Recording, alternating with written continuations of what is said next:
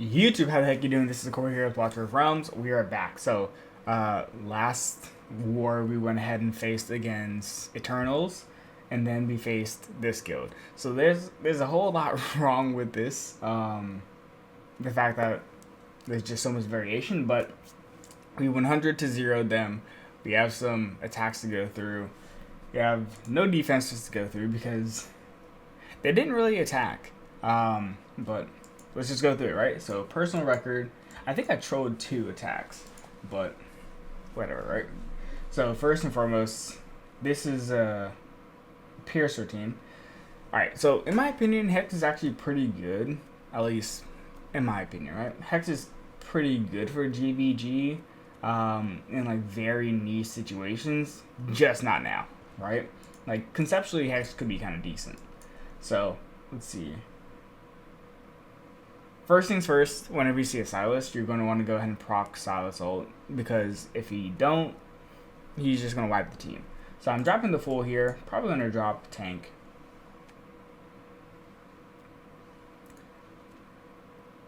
There we go. Silas ult proc. Honestly speaking, this was already the wrong order, right? Because one, the fool is going to die now, right? So that's bad placement. What you should have done, like what I should have done, realistically, is probably drop the tank, then drop another tank, and then the fool. That would have been better order, right? Because you always know the tank is going to just get melted by Silas, so might as well just waste Silas ult and then do what you're trying to do. So here we go. The swarm is now in effect. We have the Necros and the healers. And here's part of the problem with GVG, right? Genuinely speaking, there are very few units that you actually go ahead and use in GVG, like even right now. It's just swarming everything. Swarming or axes, everything, right? So watch this. We got all the tanks, all the Necros, all the heals. Everything's just going to swarm through. Even though Silas is ulting, he's not really taking out these skeletons as quickly as he would need to. They're just going through. He just has way too much to realistically deal with. And watch this. Dogs already went through, and all of this was just going to go through, right? So whenever it comes to swarming, in my opinion, there's only 2 ways to really just go ahead and set it up. The first way is to just go ahead and realistically drop the healer and then the necro, or you can actually just wait a little bit and then just drop double necros, right? That's just the easiest way. 8 cost versus 10 cost. If you're trying to really ramp up the swarm like quickly, you drop the double necros. But if you're trying to go ahead and kind of preserve your units on the front line, which are tanking, healer, necro, right? Simple. So that was pretty easy. It was honestly just kind of like a mental note. Whenever you go ahead and see a Silas, the first thing you do is go trigger his ult. You can even send rare dogs to go trigger his ult. That way it's like low cost, and then you can just run through, right? In this team, I decided to just do something a little bit different. I decided to use Scorch, even though Scorch is mostly useless. He's cool in concept, right? He's just mostly useless. So here is a perfect example of bad placement, right? He has Hex here. Now, fun fact, if you go ahead and have mages, right? Cyrus kind of makes this a little bit different. But if I went ahead and killed the skeletons and then dropped mages, the mages would actually go ahead and kill Hex eventually. They'd go ahead and hit here like twice, and then they switch targets, hit this tile once, and then swap back, right? Another random thing that the mages do. Or you can even drop garnets, and if I, once again, right, took out these units here, garnets would go path here, and then snipe Hex, right? But realistically speaking, this is a Hex. I'm not too concerned. Whenever you go ahead and drop the epic magic damage tank, Hex is not going to do anything to them at all. And then in addition to that, right, part of the issue is there's anti-synergy like kind of happening right now, because Hotsit's range clips off like right here. So this tile is not getting touched by Hotsit. So that means as long as Cyrus is here, I can start building up an entire team like right over here, right? They're going to start feeding through, right? So as it stands, he only has 2 points of damage.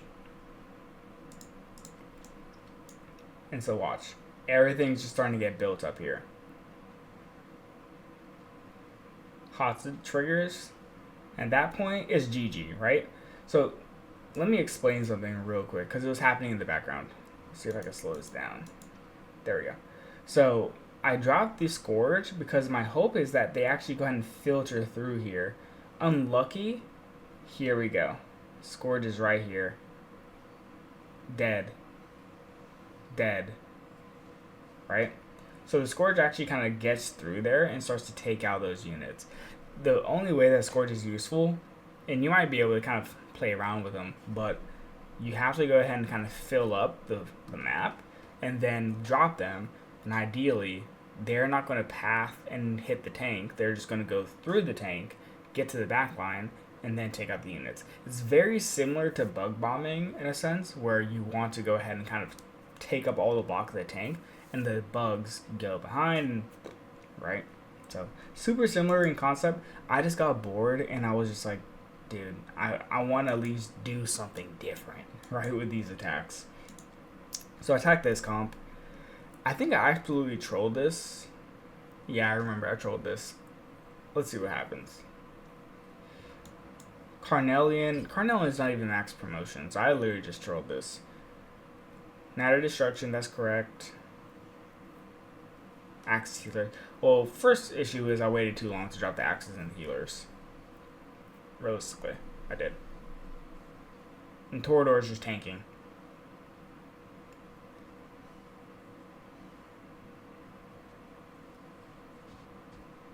Jesus. You know what? That looks very much like horrible RNG. That looks like Arrogance hit 999 and just triple hit like a bunch. That's what that looks like.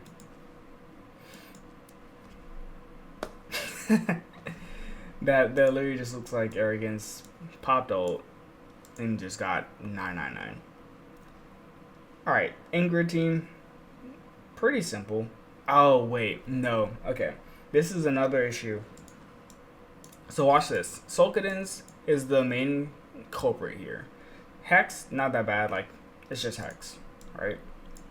I think they even have Sulkadins as Lord, which is interesting when you have Ingrid, but whatever. So let's see. Proc ults. And then I drop the tank. Or Maw, right? So Maw's job is just to really go ahead and take out Regulus. The reason why I dropped everything is because I know Sulkin is just going to nuke everything, right? Bam. Let's slow down. So watch this. He is stunned. He is doing nothing for 10,000 years. Nothing. He just stayed there. So that's interesting, right? So at this point, it's pretty simple. Dogs are going to run through. But watch what happens here. Sulkadins procs ult here. These dogs are all the way over here. Sulkadins is literally targeting the dogs across the map, like behind his range. Behind his range, because of how his ult works. That causes so many different issues, because for example, right, and this is mainly just like a cautionary note. If you're playing and you like are against the Sulkadins, or even agreed, for example, kind of be aware that their ult is not necessarily their ult. Their ult is wherever your unit was placed, and this game does that because it doesn't have a cancel mechanic for autos or skills or anything like that. The attack will follow you regardless of like where the unit is.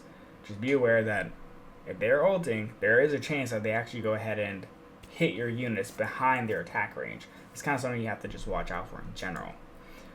Alright. Oh, wait. I already watched this one.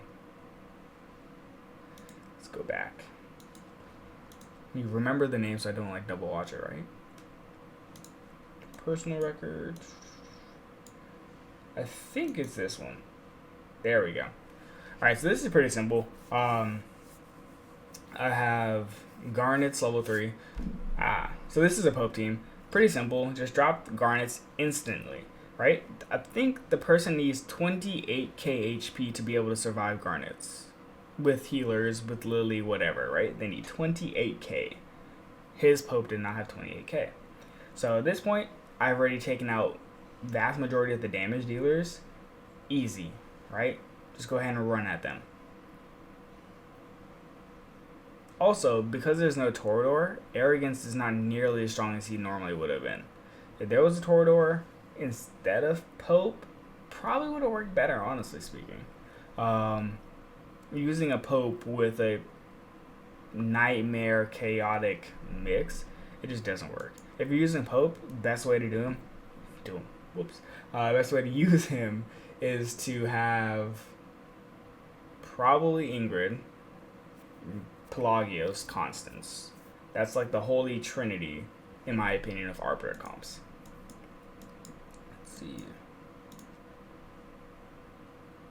This is another Nightmare team. But this is a Nightmare team with First-Seed, and First-Seed is just not that good for GVG. Like, genuinely speaking, there's only 4... Is there even 4? I guess. 4 units that are really good for GVG. You need Lily. You need Ezreal. Those are like the 2 best. By far.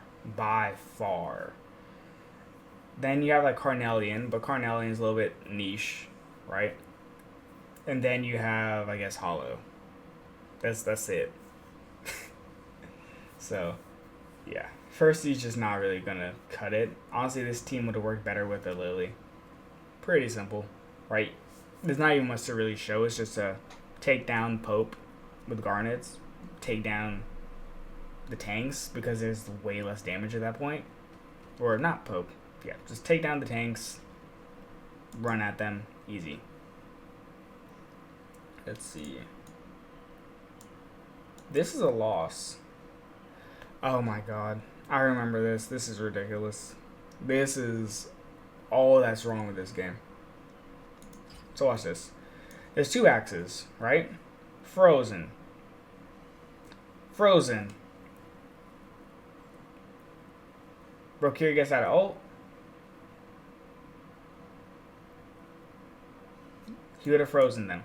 I specifically waited for him to get out of ult, right? I needed to proc his invulnerability. Now watch this. Frozen. Frozen.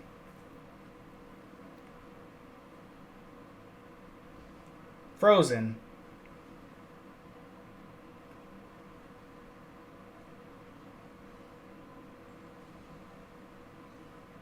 Ridiculous. He got frozen like 4 times. Back to back. There's 2 units hitting Brokir. His A1 passive is 15% chance. I'm sorry. That didn't seem like 15%. That was a... So at this point, right? What needed to happen is I needed Brokir to die. He did not die. So at this point, I have to just throw out the kitchen sink and hope for the best, right? I was able to get the 2 dogs through because I was able to just set up a swarm and just run it through. But the fact that this run looks way different if Brokir's RNG passive just worked. Just functioned like genuine RNG. Or not even RNG, just functioned like how probability should have worked. That shouldn't have happened. Anyways, we lost this, but we took him down in the process, right? Because after that, the keep was done. Just insane RNG. Insane. And then we just go ahead and attack this comp again. Pretty simple. Garnets, Night of Destruction, Axes, Healer, Dogs. GG. Actually, pause.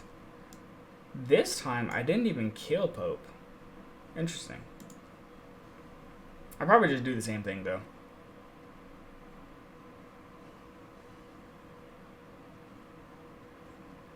Heal. There we go. He's like, the Night of Destruction's like barely surviving the Pope. Yep. The Night of Destruction barely held on long enough. At this point, it's just simple. Just run at them. Yep. I mean, I'm not one to complain, but Brokir is probably the best tank in the game. Just because RNG. Literally, RNG is what carries that unit. It's insane. Anyways, Hopefully you learned something. Hopefully like something like clicked. If anything, I would just say watch out for units that have long range ults. Sulkadins, Greed. Who else like kind of targets you? Those are really the only two that I can think of that like directly target you, like target a specific unit. Twin Fiend does it too, but yeah, just watch out for those types of units. Anyways, see ya.